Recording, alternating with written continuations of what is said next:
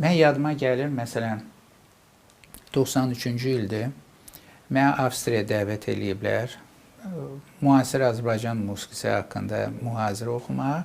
Amma deyirlər ki, yol xərcini biz ödəyə bilmirik. Qalan xərcləri özə ödəyirik. Mən onda gəldim Mədəniyyət Nazirliyinə 93-cü ildə. Çox çətin vaxt idi. Hələ bilirsiniz də belə. Müharibə dövrü. Hə, müharibə dövrü. Ulu öndər hələ təzə gəlmişdi deyəsən. İyun ayı, çünki mən iyulda artıq Avstriyada idim. Yəni ki, heç xəzinədə pul yox, nə heç bir şey.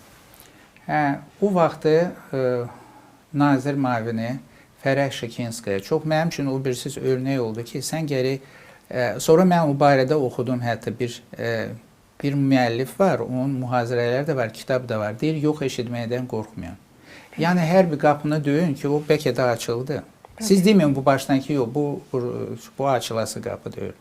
O dedi mənə ki, əyləş deyir, mən indi götürdü o deməli inzibatı, o hökumət telefonunu, kitabçaları var da, nömrələrini, heç tanımadığı adamlara başladı zəng vurmağa ki, mən Mədəniyyət Nazirinin müaviniyəm, bizdə bizim musiqişünas belə, biz blokad, doğrudan da o vaxt informasiya blokadasındayıq, bəs onu göndərilməyik. Amma o saat deyin, ya hə, ya yox. Yəni ki, uzun-uzadı lazımdır. Mən dedim, bu cürə ilə bu necə mənim üçün nəsə tapacaq.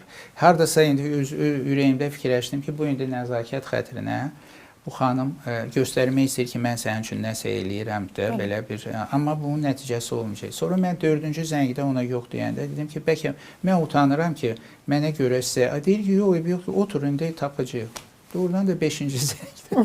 Ona dedilər ki, çox gözəl nümunə verdiysən, motivasiya oldu, yox eşitməkdən qorxmayın. Həm də Mədəniyyət Nazirinin o vaxtki müavinini də bu tərəfdən tanımış olduq. Bu da tarixi fakt kimi. Allah rəhmət eləsin Fərəh xanıma. Onda mənə dəstək oldu və mən də oradan da getdim Avstriyaya.